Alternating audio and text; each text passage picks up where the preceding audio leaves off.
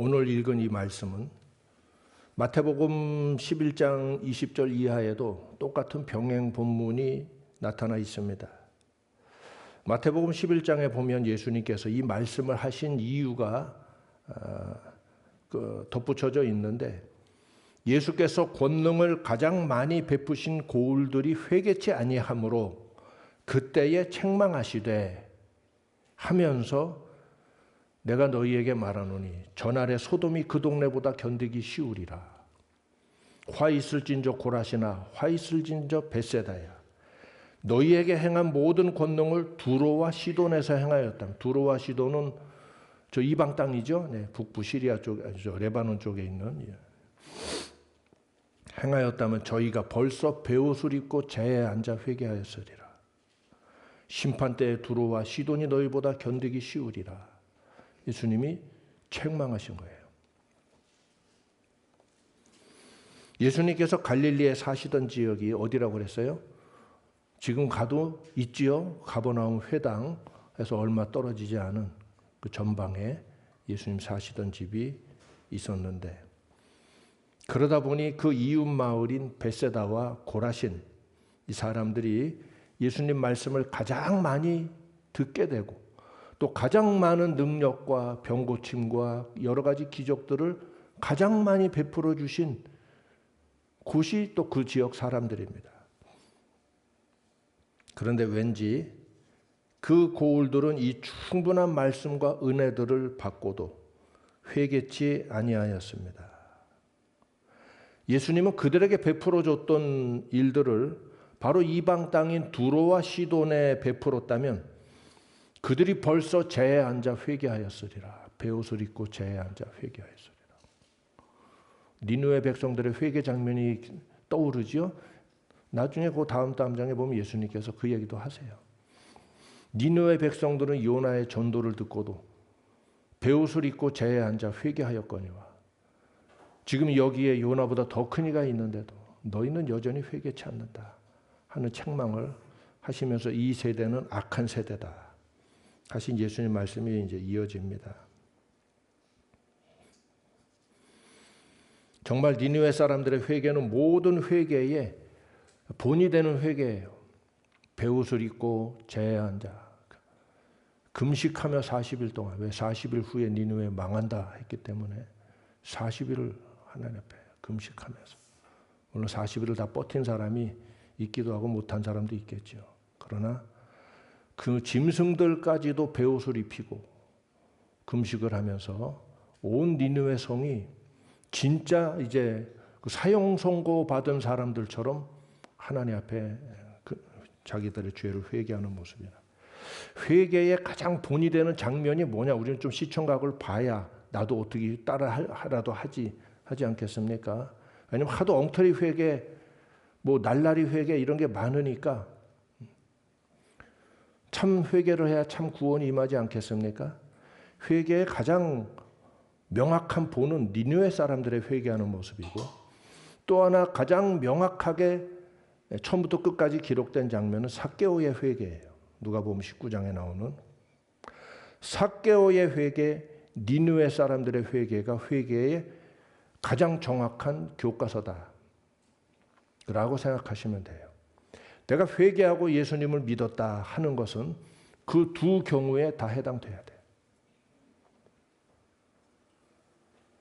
그래야 하나님의 구원, 하나님의 은혜가 확실하게 임하는 거예요. 그 이하는 잘 모르겠어요. 왜 내가 예수를 믿어도 하나님이 정말 살아계신지, 내 안에 성령이 계시다고 주장을 하고 살고는 있으나 진짜 계신 건지, 내가 구원을 받았다고 하니까 받은 줄 알기는 하겠으나 내가 정말 나를 볼 때는 구원이 내 안에 있는가 없는가, 긴가 민가 한 거는 회개의 체험이 불분명하기 때문에 그래요.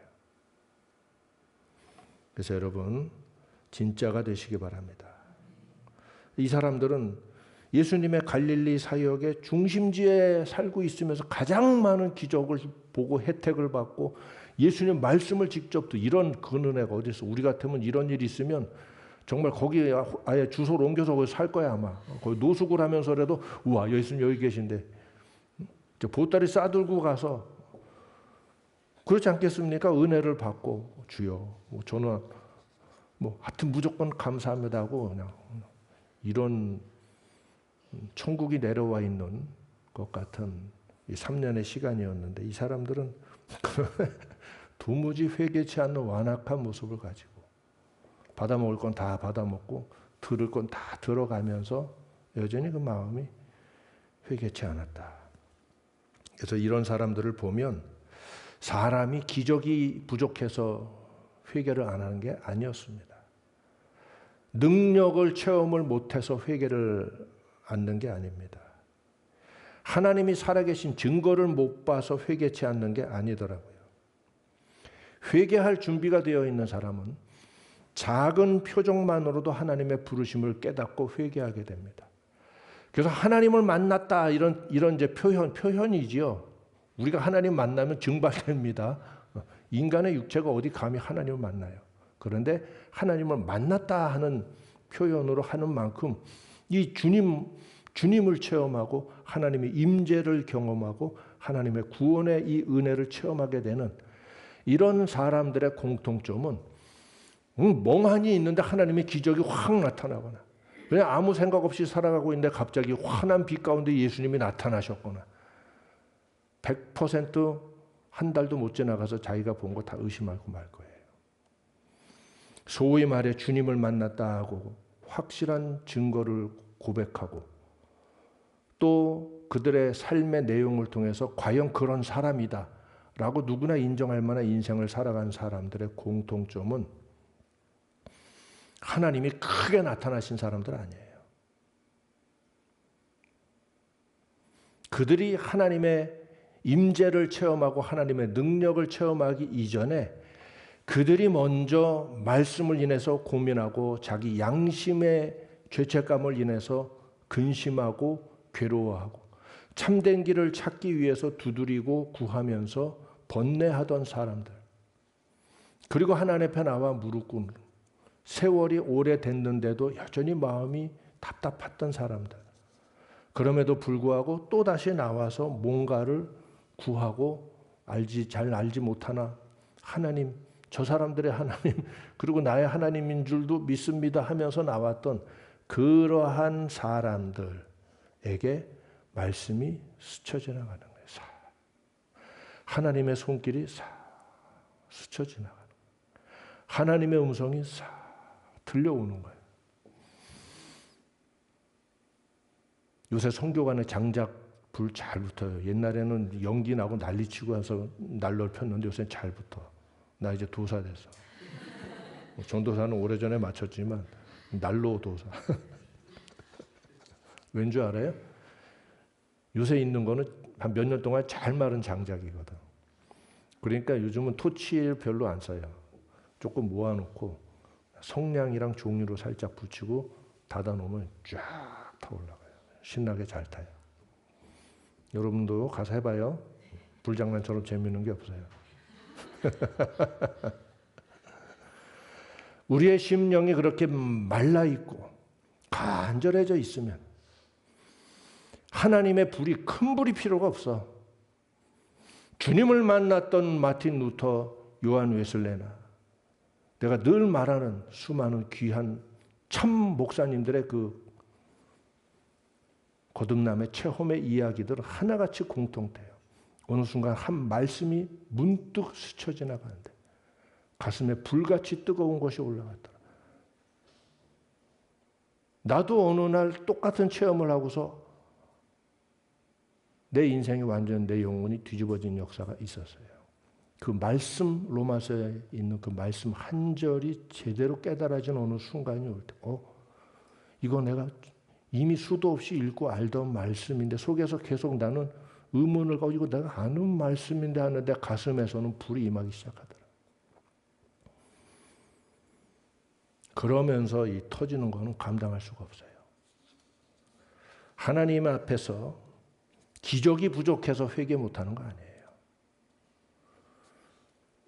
하나님의 살아계신 증거를 아직 못 봐서 내가 믿음이 약하다? 아니에요. 여러분의 마음이 교만하고 여러분의 마음이 하나님 앞에 순수함으로 나와 있지 않고 하나님을 찾으려 하는 마음보다 싫어하는 마음을 사실 더 마음에 가지고 있기 때문에 이 벳세다 사람, 고라신 사람들처럼 이렇게 되는 거예요. 회개해야 할 준비가 되어 있는 사람은 작은 표정만으로도 하나님의 부르심을 깨닫고 회개하게 됩니다. 회개할 준비가 되어 있는 사람은 작은 회초리만으로도 꺾어져요. 근데 회개할 준비가 안 된 사람을 하나님께서 몽둥이로 치신 일도 있는데 몽둥이로 쳐맞아도 회개 안 하더라고. 그래서 내가 보고서 깨달음을 얻었어요. 회개할 사람은 작은 회초리만으로도 크게 하나님의 자신의 이 잘못됨을 뉘우치고 깨닫게 되고 작은 음성만으로도 하나님이시군요. 이거였군요. 하고 확신을 얻고 깨닫게 돼요. 근데 이 사람들은 이 정도로 주님 해주셨는데도 너희한테 한 걸 해준 걸 저 바로 위에 올라가면 두로와 시돈 지중해 바닷가에 오래된 고대 마을이에요.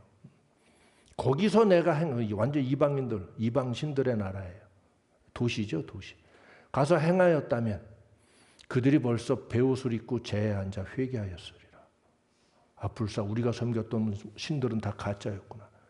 예수님이 참 하나님의 아들이시구나. 우리가 마침내 하나님을 알게 되었다 하면서 재에 앉아 회개하였으리라.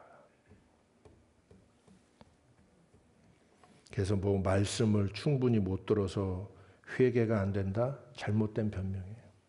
마틴 루터가 어떤 대단한 설교 듣고 뒤집어졌어요?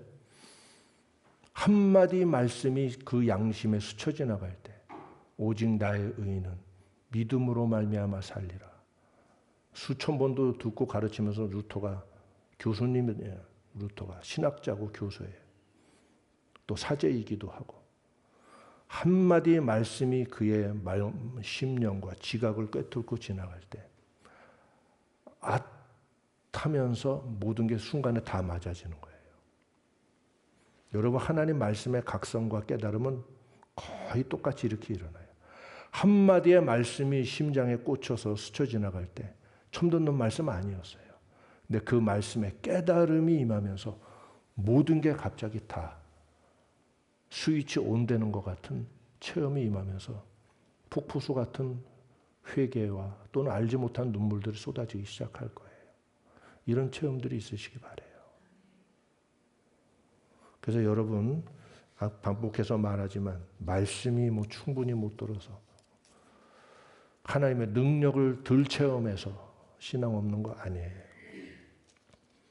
화 있을진저 고라시나 화 있을진저 벳세다야 그리고 가버나움아 하셨는데 정말 화가 있었어요. 그로부터 2000년이 지난 지금 고라신 내가 안 가봤겠어요? 또 갈 수 있는 기회를 주시죠. 벳세다 여러 번 갔지요. 가버나움 지금 뭐 있어요? 가버나움 이제 현대인들 살고 있습니까? 현대인들 없어요. 고라신 저 갈릴리 북쪽으로 올라가야 돼요. 벳세다 가버나움 옆마을 뭐 있습니까? 엉겅퀴만 잘하고 있죠. 조그만 정교회 교회당 하나 있고 그게 끝이에요. 아무도 살고 있지 않습니다. AD 66년에 예수님 승천하시고 한 30년쯤 지난 한 5년쯤 지난 4, 5년 지난 이후에 갈릴리에 대규모 반란이 일어나게 되고 로마의 베스파시아누스가 군대를 이끌고 반란을 진압하게 돼요. 그때 얼마나 극렬하게 반란 전쟁이 일어났는가 역사는 기록하기를 그 거대한 갈릴리 바다가 전부 다 피로 물들었다. 피바다가 될 만큼 수만 명의 로마 군인들이 한번 이제 요즘 말로 빡치면 그때는 느부갓네살처럼 정벌을 합니다. 전부 다 학살을 하기 시작하는 거예요. 이스라엘 사람들이 또 반란을 일으키면 또 사생 결단하고 또 하는 사람들 아닙니까? 불과 불이 만났는데 더 큰 불 앞에 이제 깨지기 시작할 때는, 그래서 그 갈릴리 바다가 완전 다 피바다가 될 만큼, 그 바다가 피 색깔로 색이 바뀔 정도면 셀 수 없는 사람들이 다 학살을 당하고 피가 흘러내려, 피의 강이 흘러내려. 그래서 66년, 67년에 대규모 진압이 일어나고 68년쯤에 마무리됐다고 하는데, 그 이후로 그 지역은 폐허가 됩니다. 물론 그 이후에 또 중세시대도 있고 뭐 여러 일들이 있지만, 가장 번화하던 고대 도시가 지금 가면 황폐화된 유적지와 몇 군데 복원공사된 뭐 이렇게 이제 관광지나 또 학문적인 복원을 위해서 이렇게 된 거 외에는 아무것도 없어요. 예수님 시대에 그 번화하고 활기 넘치던 마을은 성경을 통해서만 그 자리에서 상상해 볼 수 있어요.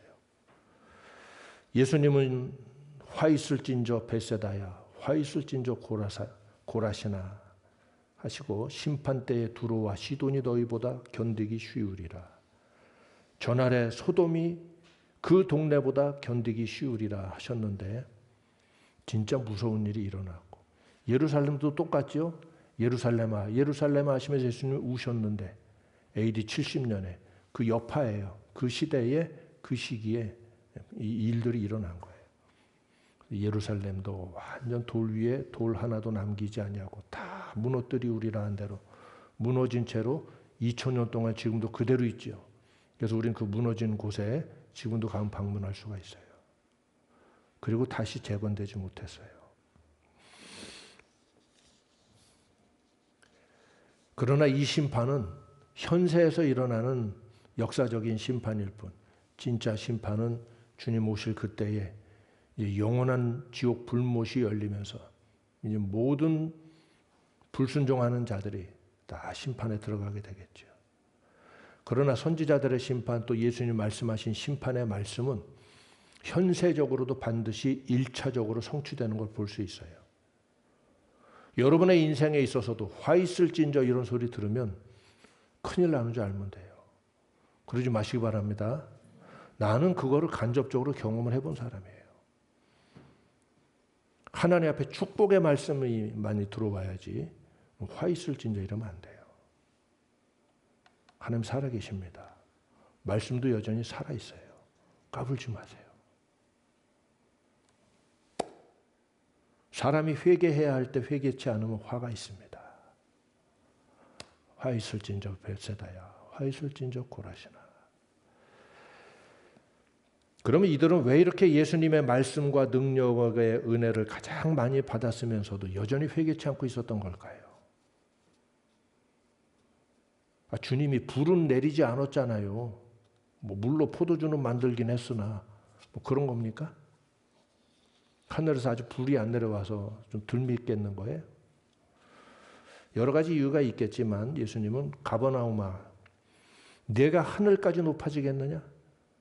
예수님은 가버나움에 3년 동안 사셨어요. 물론 전도하러 많이 집을 떠나기도 하셨지만 다시 오시면 가버나움에 예수님 집이 있었어요. 그거 발견됐다고 얘기하잖아요. 다음번에 가버나움 가면 꼭 거기 아마 못 들어가게 해놨겠지만 그래도 거의 이스라엘은 제한을 하지 않아요. 우리나라처럼 막 금쳐놓고 이러지 않아요. 거의 통제사회가 아니에요. 열려있는 사회이기 때문에 유적지에도 굉장히 가까이 접근할 수 있어요. 가서 우리 찾아봅시다. 내일 여기라고 얘기해 줄 테니까. 거기서 이 학자들이 발견한 거예요. 흔적을.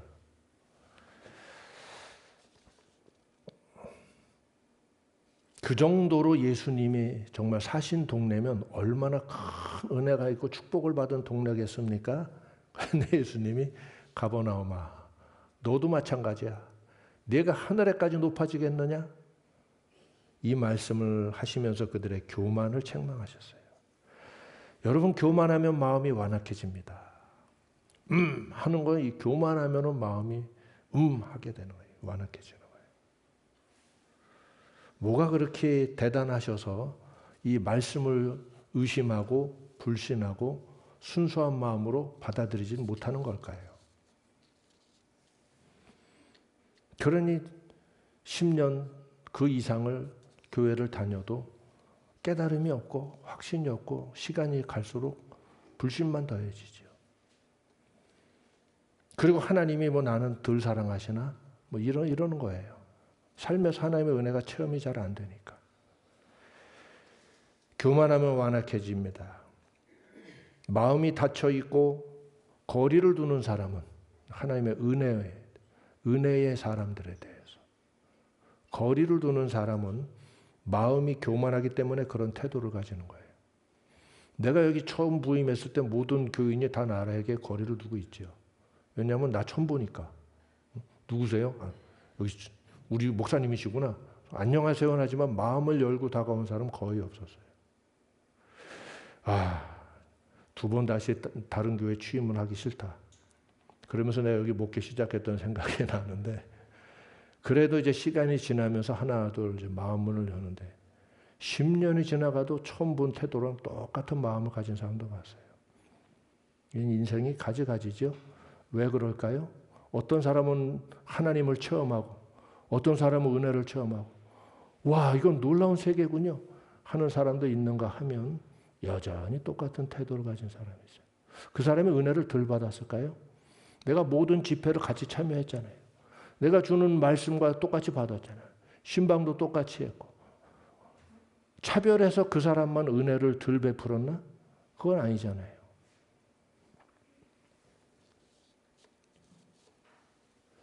마음이 닫혀 있고 거리를 항상 두고 수위 조절을 하는 사람은 교만한 사람이에요. 사람이 은혜로운 말씀을 들어서 은혜를 받게 됩니다만 그보다 먼저 준비되어야 될 건 자기 마음이 겸손하고 정직해야 요 상태가 준비되어 있어야 하나님이 은혜를 주실 때 은혜를 제대로 경험하게 되는 거예요. 누가 항상 준비하고 있어야 돼요?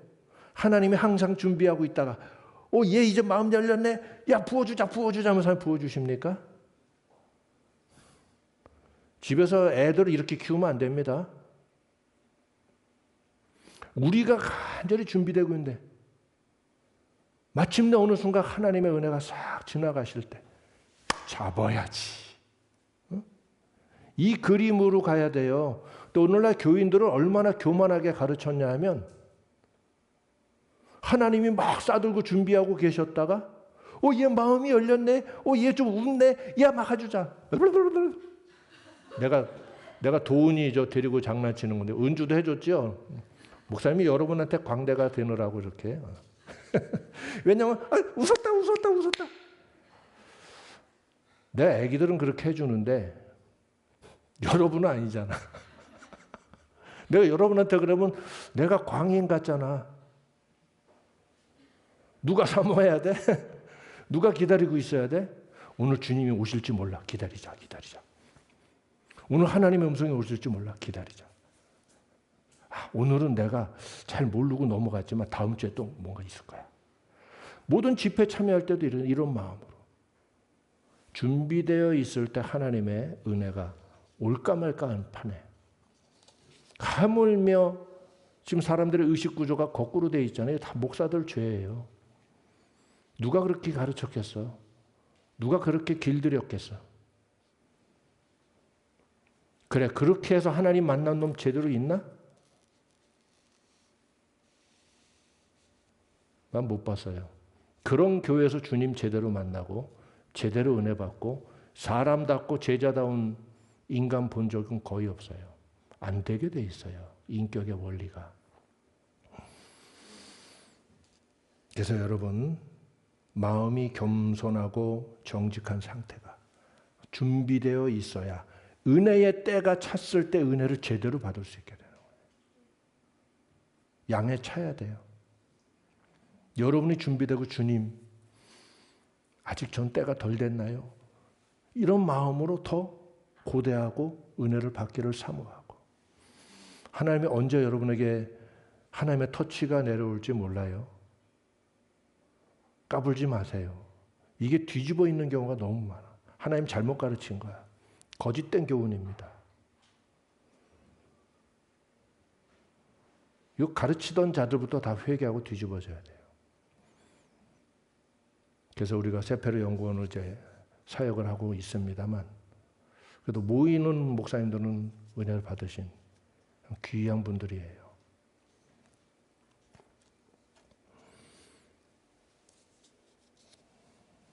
예수님께서 그들에게 어린아이를 예시로 드시면서 너희가 이 어린아이와 같이 되지 아니하면 결단코 천국에 들어가지 못하리라. 절대로 천국을 볼 수도 없다 하셨죠. 무슨 이야기입니까? 순수한 마음의 자세. 순수한 마음의 자세. 여러분이 얼마나 지식이 있어요? 또는 여러분의 사유의 능력이 어느 정도로 뛰어나십니까? 여러분이 사유하고 판단하면 하나님 말씀을 판단할 수 있을 것 같아요? 어차피 여러분 머리 위에 있는 게 하나님 말씀이고, 하나님 말씀의 한 줄의 서사를 이해하려면 하나님의 영감, 하나님의 은혜가 임하지 않고는 말씀 한 줄도 제대로 깨닫지 못해요. 차라리 순수한 마음으로 듣고 그러한가? 나를 돌아보고 좀 부족한 게 있으면 더 고민하고 하다 보면 어느 순간 하나님의 이 깊은 은혜 가운데 나가지 않겠습니까? 순수한 사람이 더 빨리 지식을 얻습니다. 그래서 나는 이 사람에게 뒤통수 맞고 저 사람에게 뒤통수 맞고 지금까지 뒤통수 맞은 게 얼마인지 모르겠어요.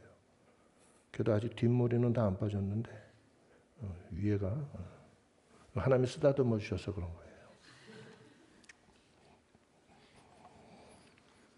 왜 그러고 사느냐? 그게 마땅하기 때문에 그래요.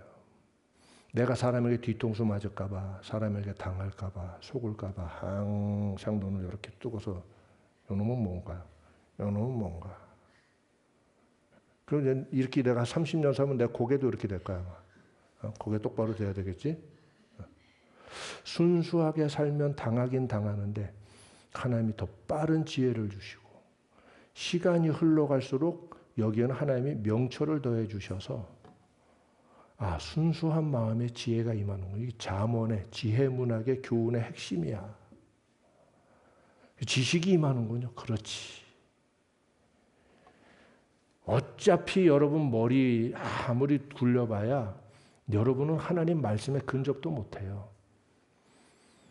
그리고 여러분은 진리를 판별할 수 있는 자들이 아닙니다. 깨달아지는 거예요. 거짓인지, 참인지, 은혜인지, 또는 악한 영인지 깨달아져야 알 수 있는 거예요. 근데 교만하면 순수함이 사라져요. 순수했다간 손해볼까 봐 하는 어떤 위기를 느끼고 있는지 몰라요. 하나님 앞에서 순수한 자가 되시기 바라요. 나는 교만한 사람이 순수한 적은 본 적이 없어요. 이분은 참 교만하시지만 꽤 순수하시고 진실하신 분입니다. 뭐 이런 말 같지도 않은 개소리로 사람 소개하는 경우 봤는데 이분이 뭐 좀 거시기 하네요. 그럼 아닙니다. 이분이 그래도 겉은 이러지만 속이 얼마나 순수한지 몰라요. 그래요? 별놈 다 보겠네. 아무개 목사님이 자기 장로님 속이 우리 장로님이요. 겉은 이렇지만 속은 얼마나 순수하시고 어린아이 같으신지 몰라요.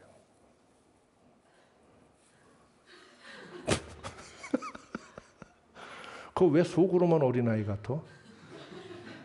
그것도 참 괴상하네. 교만하면서 순수한 사람은 없어요. 하나님이 인격을 그렇게 만들질 않으셨어요. 뭐 네필림이야? 하나님이 창조 안 했는데 뭐 존재하는 형상을 가지고 있어? 하나님이 만드신 인격의 구조가 그렇게 안 되게 돼 있다니까. 내 인간 연구를 몇 년 했는데 84년에 대학교 입학해서 지금까지 몇 년이야 내가 공부하면서. 불가능합니다. 그래서 여러분 마음의 겸손함과 순수함으로 하나님 말씀 앞에 나아오고 하나님 아니더라도 여러분의 인생을 그렇게 사세요. 정직한 영혼으로 여러분의 인생을 사세요. 예수님께서 그 시대의 사람들을 보시면서 이 악한 세대, 이 세대는 악한 세대라 이런 말씀하셨어요. 오늘 우리가 사는 이 세대가 그 세대보다 못하지 않습니다. 더 악하면 더 악했지. 이 세대는 악한 세대입니다. 그럼에도 불구하고 예수님 시대 그 악한 세대 가운데에서 예수님을 겸손하고 순수한 마음으로 믿고 회개하고 그분의 제자가 된 사람들이 있었지요. 바로 그분들이 초대교회의 기초가 된 분들입니다. 오늘 이 악한 세대는 교만합니다. 누구라 따질 거 없이 다 교만합니다. 문화도 교만하고 시스템도 교만을 조장하고 모든 게 다 교만하고 길거리에 들리는 노래도 다 교만하고 다 지중심의 노래들 불러 제끼고 있고 그래서 오늘 이 악한 세대는 불신합니다. 영적인 생명의 필요를 거의 느끼지 못합니다. 전도하기가 굉장히 난감한 게 완전 딴 세상 얘기하는 것 같아서 아니 늘 어려서부터 듣던 이 전도의 말씀인데 요즘 사람들에게 이 복음을 갖고 뭔가 다가가려면 완전 딴 세상 얘기하는 것 같은 이 분위기 이게 뭐지 이게? 영적인 생명의 필요를 전혀 느끼지 못해요. 근데 어떤 그 영적인 세계에 대한 의식과 필요성이 그 감각이 완전 사라진 시대 같아요. 이단들도 꽤 골머리 앓을 거야. 이단들도 꽤 골머리 앓을 거야. 그것도 이제 약발이 안 먹힐 테니. 이 정도의 이 시대.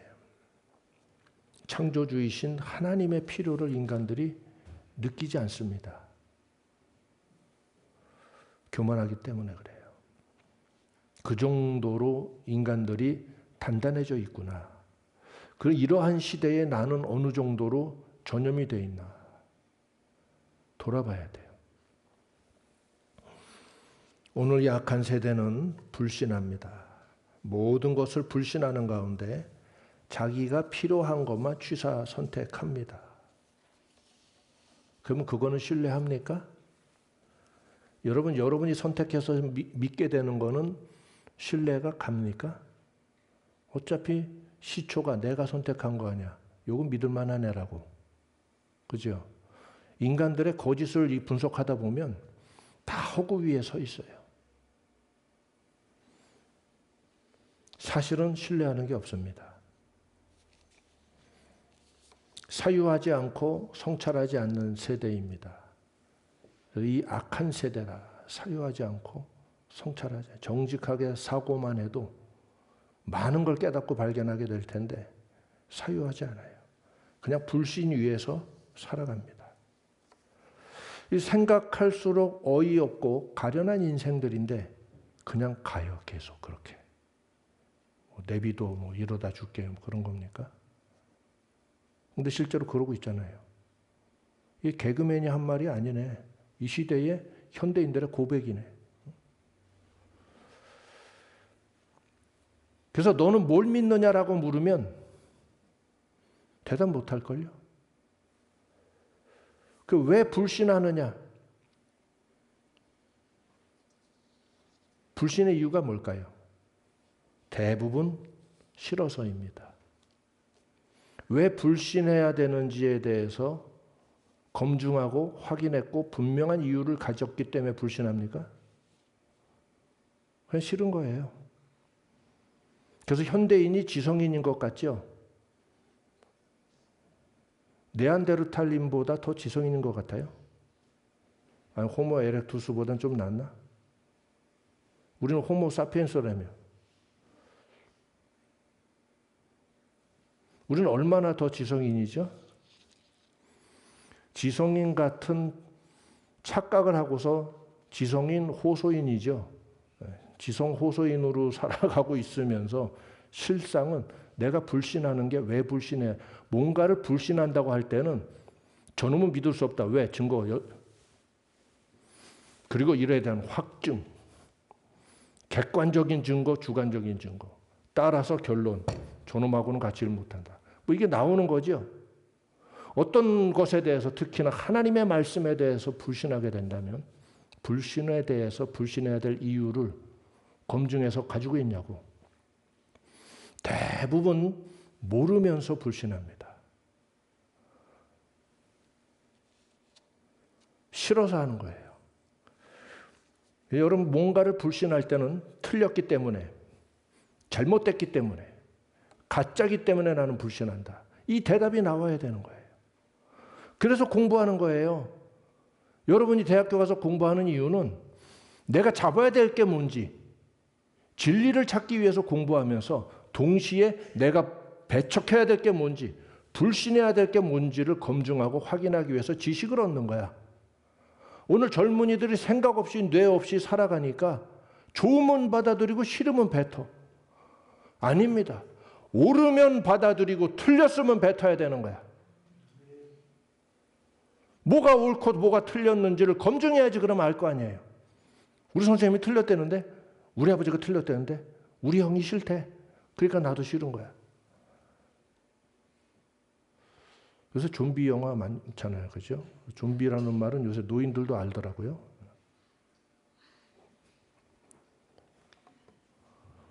살아있는 좀비들 같아. 의식을 어디다 두고 사는 거지? 남의 인생 살고 있나?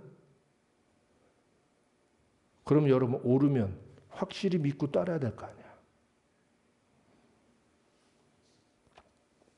그러면 여러분, 이 갈릴리 사람들이 예수님을 불신하고 예수님이 증거하는 말씀들을 결국엔 다 불신하고 회개치 않은 건 예수님이 틀렸기 때문에 라는 확신이 있었기 때문에 그랬던 건가요? 아니라는 거예요. 교만하기 때문에. 굳이 그렇게까지 뭐 할 필요는, 이러기 때문에 주님이 뭐 떡을 주신대, 눈을 뜨게 해주신대, 좀 효과 좋은 뭐 병원에 가듯이 예수님 저기서 뭐 오늘 집회하신대, 야 너 뭐 허리 아프다며, 가자.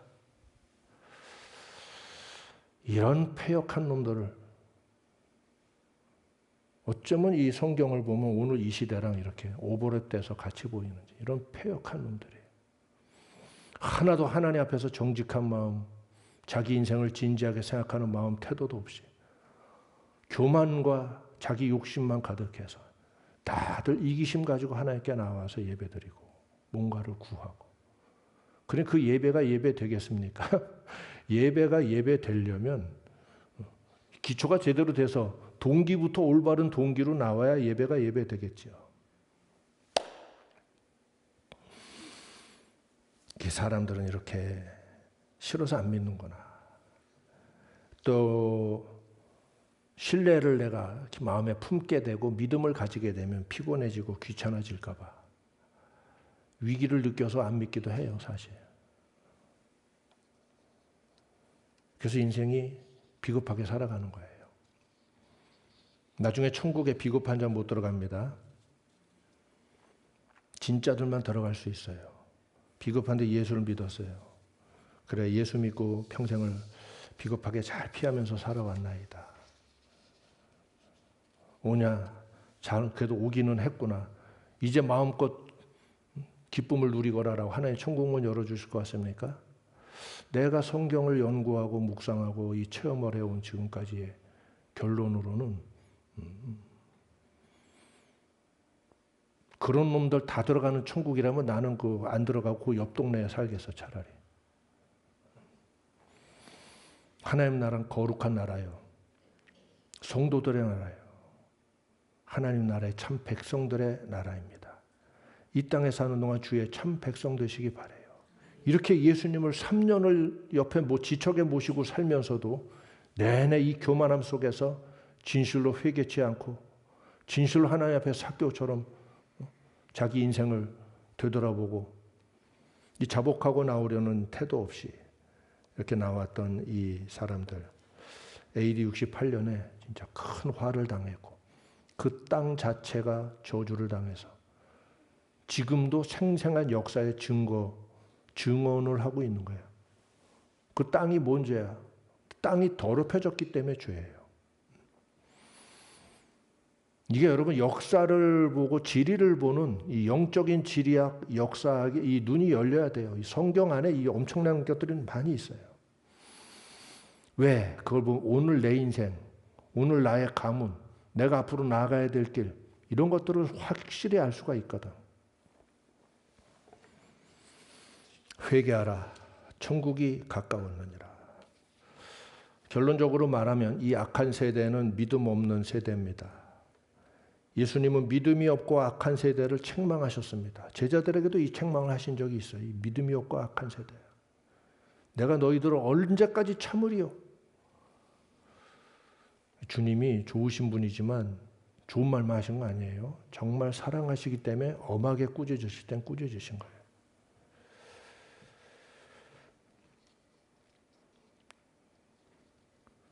다 심판을 당하게 될 겁니다.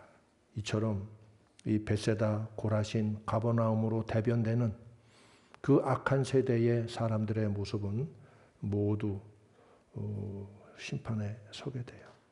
그리고 그 지역이 실제로 역사적인 심판을 당했고 아마 영원히 회복되지 못하는 지옥으로 남아있다가 주님 재림하실지 모르겠어요.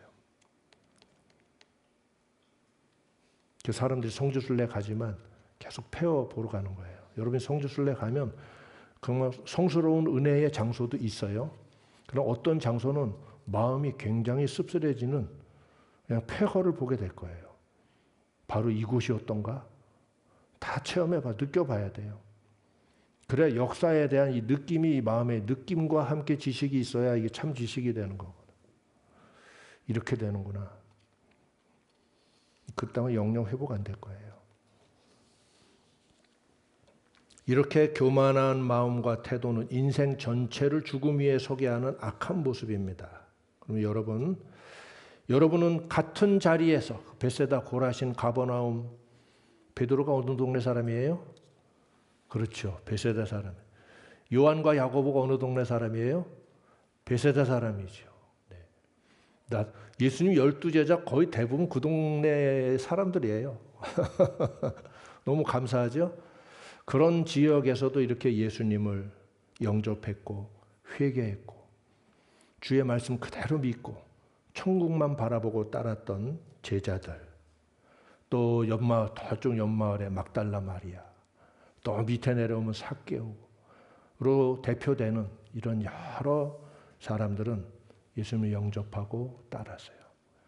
따라서 오늘 이 세대에도 소망은 있습니다. 이 악한 세대에도 여전히 이런 사람들이 어딘가 있을 것이다.